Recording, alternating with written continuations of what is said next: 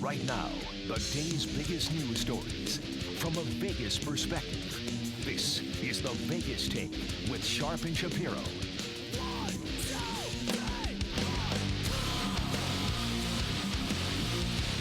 All right, welcome back. It is the Vegas Take, Sharp and Shapiro. So glad you could join us on a Wednesday. A lot to get to, of course.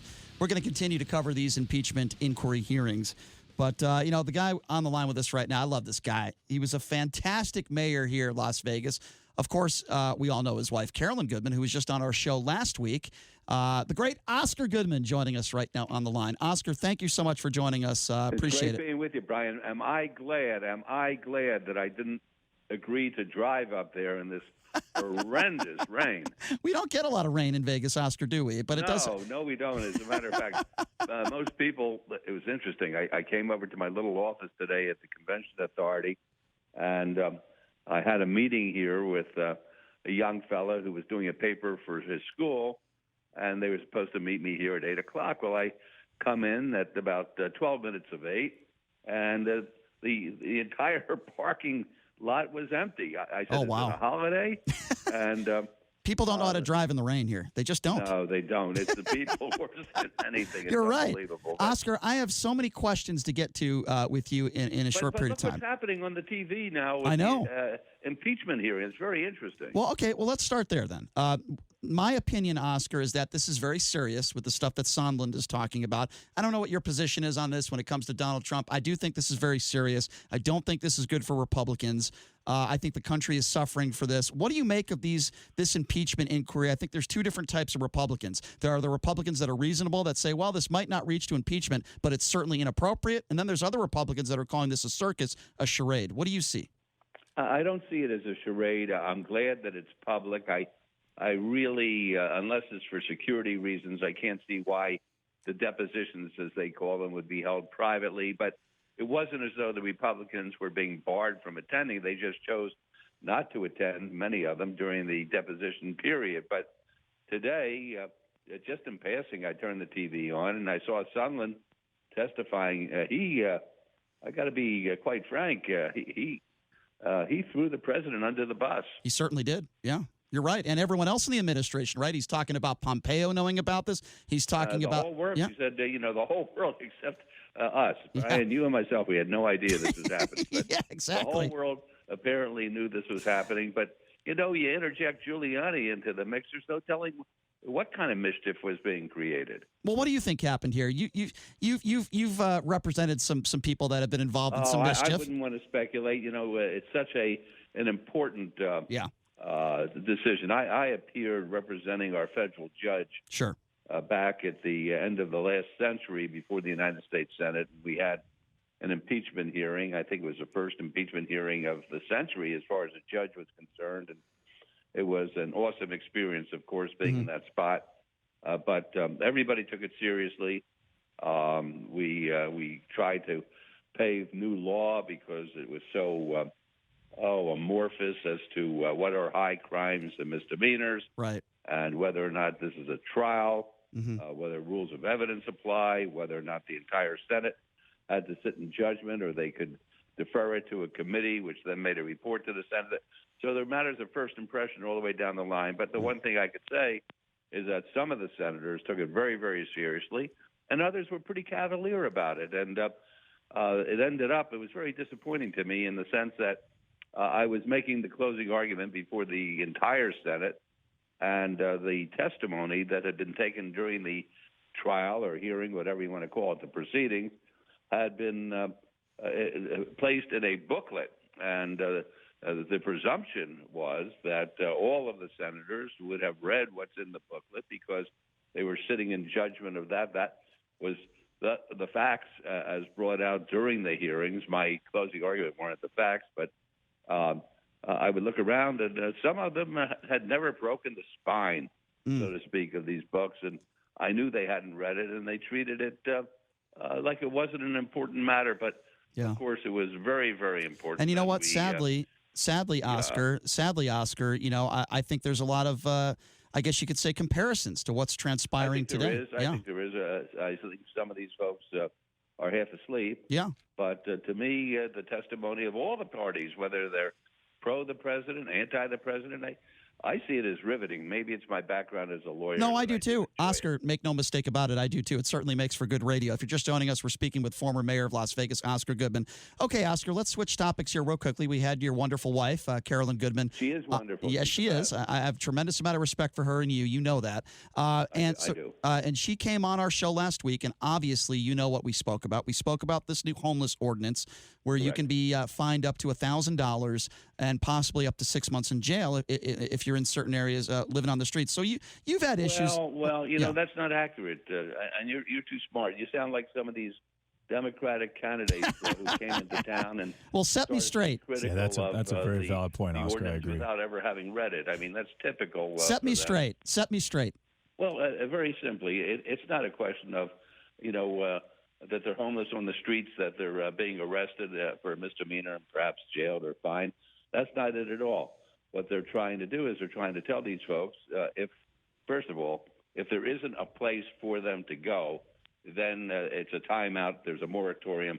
Nothing will take place as far as an arrest or a misdemeanor or anything like that. The given is that there is adequate facilities. There are adequate facilities that these folks can go to. And if they're asked by a member of law enforcement to use that facility rather than to lie on some business's doorstep, perhaps in their own defecation, in their own urination. I've seen it happen down in San Diego. I've seen it happen in Newark. Oh, no, you're right. I wasn't able to do anything about it, but my wife is trying to do something Oscar, about we it. had an attorney that came in studio, and you're absolutely right. The attorney has a business downtown, and he said these people are defecating and urinating in front of his. Nobody wants that to happen. Listen, I am totally on your side. I remember I was trying a case down in San Diego, and I was using a local lawyer's office.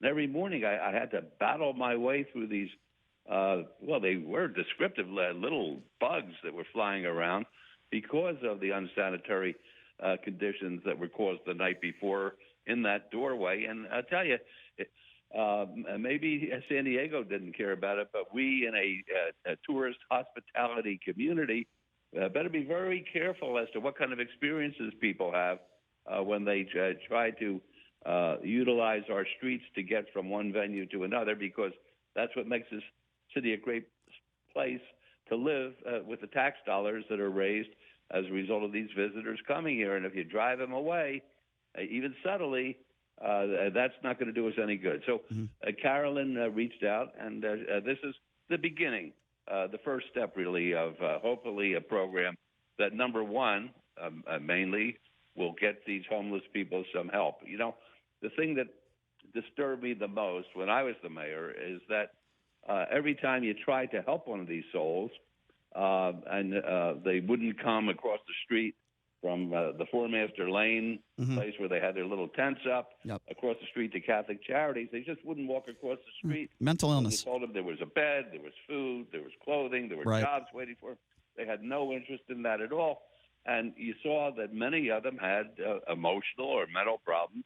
If you reached out and tried to help them and touch them, the next thing you know, the toucher, who is ordinarily a law enforcement officer, is sued under a civil rights case. And it's a horrible thing when you can't help people who need the help. So this is really a very good first step, I think, to resolve the problem. It's not going to take place overnight, but even in the first week and it's not even in effect at this point in time, even in the first week when you drive downtown, there's a marked difference, that's for sure. Do you think that there is enough, or that there's adequate space in jails for these people? If No, of course not, and that's not the objective here. They're not going to wholesale put people in jails. What I did when one of my first meetings when I was the mayor, and I thought it was a pretty darn good idea. You're talking about Gene. You're going to talk about Gene, right? You're right. I like that idea, Oscar. Oscar. Have a great facility. The federal administrations have closed down all the mental facilities.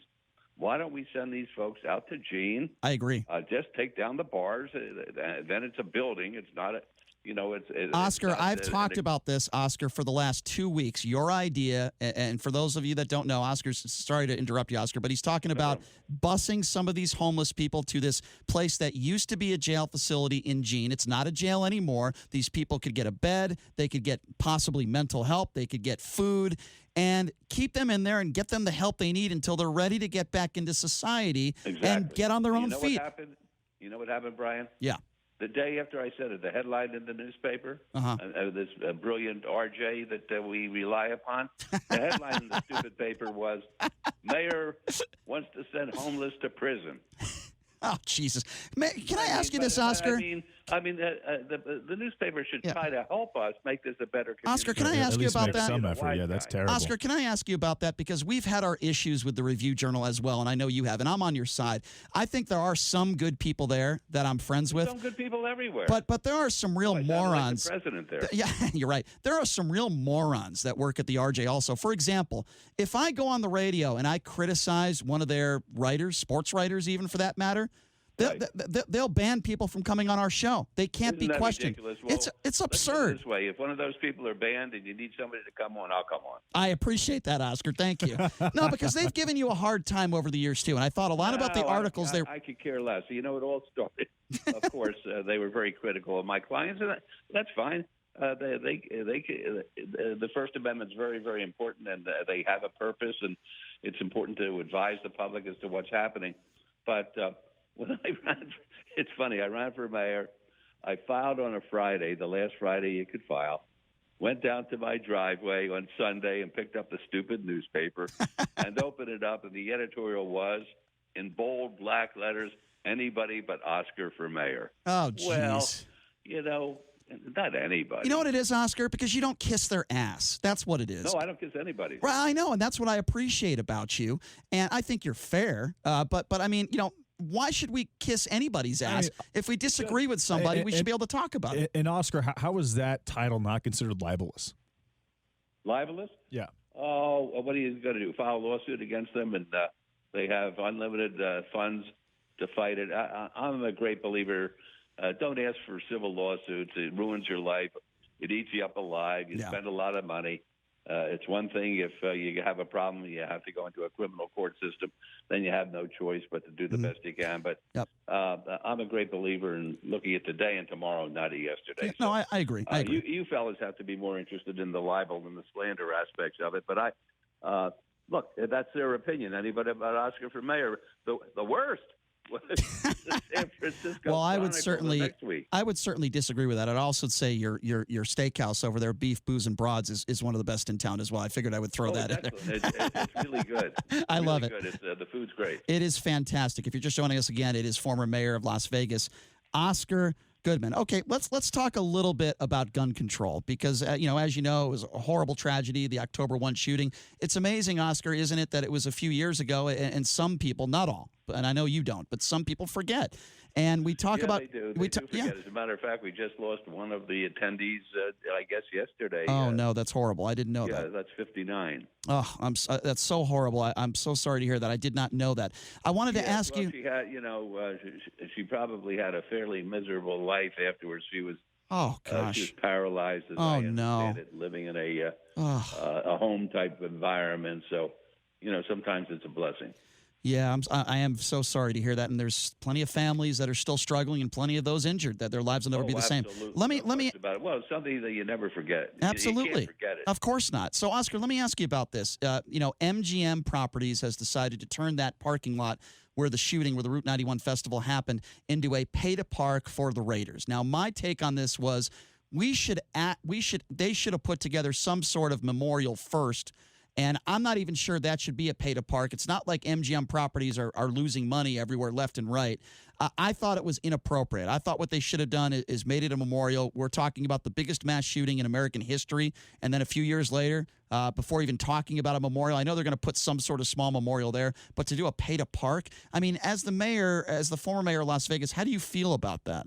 Well, sometimes I feel that the public organically resolves problems a lot better than some of the oligarchs who are running our gaming industry.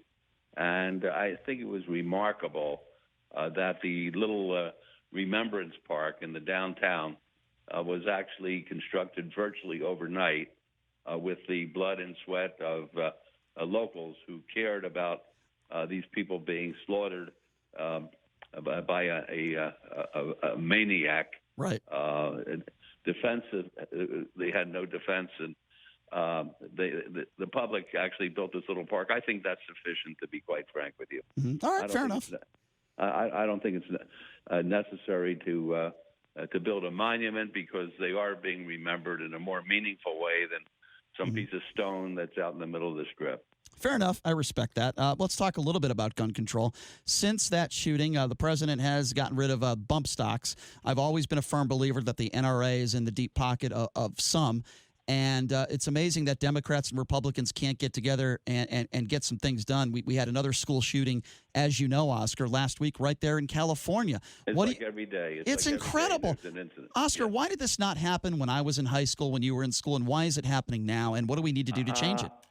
I'm a lot older than you are, Brian, and I had this young man that I was telling you about, who I had an interview with this morning, and his dad was with him, and I said, there's something different about the youngsters of today from when I grew up. When I grew up, there wasn't television the way we know it today. Moms would cook dinner. Everybody would sit around the table. There'd be an intelligent discussion amongst the family members as to what happened that day. And you went and you did your homework and you played your sports. And your parents, they made sure that the rudder wasn't going to go the wrong way. And we grew up with the mindset of not embarrassing our parents. Mm-hmm. I don't think it's a lesson that is spoken about. I think it's by osmosis, by example. That's the way the children were raised. And every once in a while there was a bad apple. But basically people, youngsters, didn't want to embarrass their parents. They wanted to make their parents proud of whatever the child was accomplishing, without the parent having a whip and saying the kid has to do this, the kid has to do that. Today, I don't find any semblance of that kind of meaningful relations between parents and children that would engender a certain degree of morality on what's right and what's wrong. And I think these kids are just taken with the internet, with the Facebook, with their thumb doing all of their thinking for them, rather than their brain and their heart. Right. And they don't turn out the same way. And I think that has an awful lot to do with it. And the kids apparently become very, very unhappy. I was a happy kid. So was I. You were too, Brian. So was I. Let me ask you this, because this also hits home where, you have some characters on Fox News, for example, Tucker Carlson, who says that the idea of white supremacy is a hoax. Meanwhile, Oscar, as I'm sure you know, a few months ago, we had this white supremacist who made a plan to go into synagogues and shoot innocent people of the Jewish faith, and also go into bars, gay bars, and shoot a bunch of people because of their sexuality. Don't you think it hurts society when people like Tucker Carlson make statements like that, and they have such a huge platform? He's. I know Tucker, and Tucker's making a living, and he knows that that kind of statement sells. We know that there is anti-Semitism out there. We know that there's an intolerance for anybody who does or says or thinks something different than we do. It's remarkable that. We have to include a member of the gay community into that situation, but that's the way people feel these days. If somebody says something they don't agree with, then they're committing a sin. Right. And I tell those people to drop dead. Yeah, I don't blame you. I do too. I hope they suffer, and I hope they suffer a very miserable death. If you're just joining us again, it's former mayor of Las Vegas, Oscar Goodman. Okay, Oscar, I got to ask you about this. Let's have a little fun here. Get off the really serious subjects. Have you seen the movie The Irishman? It reminds me a little bit of The Casino. I have not seen it. I haven't seen it. I've got some phobias. And one of my phobias, and this, I know I'm wrong on this one, because I know the Eclipse Theater is. I've been there, and I've seen how clean it is. It sparkles, and it's a great experience going there. But I don't know. I don't like to go to movie theaters if I know that I'm going to be able to catch something at home. So I haven't been there. Everybody I know who has seen it says it's awesome. They said Scorsese did it again. You don't have And I Netflix? know, Wait a second. Oscar Goodman does not have Netflix? You can't be serious. I don't know how to turn on my TV. I need my daughter to come over to turn it on. Come on, stop that. Fair enough. All right, so go ahead. I know some fellas who have been talking to Pesci lately, and Pesci, he's riding a crest that he's never even dreamed would be available to him. He is the star of stars at this point in time, and I know he's a great actor, and De Niro is a phenomenal actor, and Pacino is an unbelievable actor. So, and Scorsese is the very best.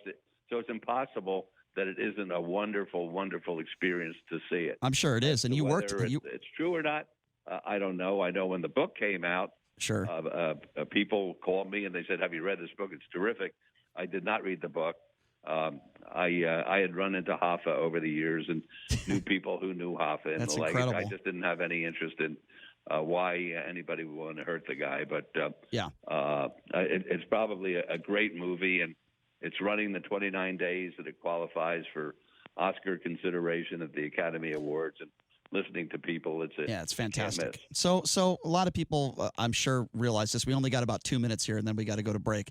But you were in the movie, of course, Casino. Is there any chance, Oscar, that there will be a Casino 2, even though most of the characters are dead? I'm not going to say anything to you on that one. I'm not going to jinx it. I got a couple things on the fire right now, and I'm going to know real soon as to what their fate is going to be. I mean, Broadway, Netflix, all that kind of stuff. Even though I don't know how to get it on my TV. Well, can you promise me if you ever need a cameo from a bald 39-year-old radio Jewish guy, can you please let me know and give me a call, Oscar? I think I'll call Sunland instead. Fair enough. That's a wise decision. Oscar, I always appreciate it when you take some time to join us. Thank you so much. And I'm going to take you up on that. If ever the Review Journal declines an interview, you will be the first one we call, okay? Now you're talking. Oscar, thank you so much for your time, man. We really appreciate it. Talking to you guys, and have have a wonderful 2020. You as well, and your wife. A lot, regards to your wife. Thank you, Oscar. I sure will, and thank you very, All right. very much. Appreciate it. There you go. Former mayor of Las Vegas, Oscar Goodman. He's always forthcoming. He's always honest. And I do enjoy his cameo in Casino. I did enjoy it. Joe Pesci wasn't very nice to him in that movie, by the way. One of my favorite movies of all time is Casino. And as you know, many scenes in that movie, most of them were filmed here. And they filmed most of that movie at the old Riviera. All right, we'll take your phone calls on that. Take your reaction to it at 257-5396. Again, that number, 702-257-5396. What do you think about this homeless ordinance and what Oscar said about this new ordinance that was put in place? That and much, much more. We'll take a quick break. Be back right after this. You're listening to The Vegas Take right here on the all-new 101.5 FM, 720 AM, KDAWN.